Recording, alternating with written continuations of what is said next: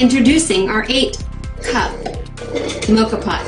The first step of getting the best espresso of your life is filling the bottom of your mocha pot with water until it goes right below the little valve. Next, you place the filter.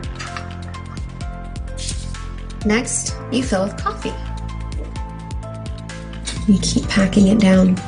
This is the secret art of getting the best espresso of your life, okay? And you screw on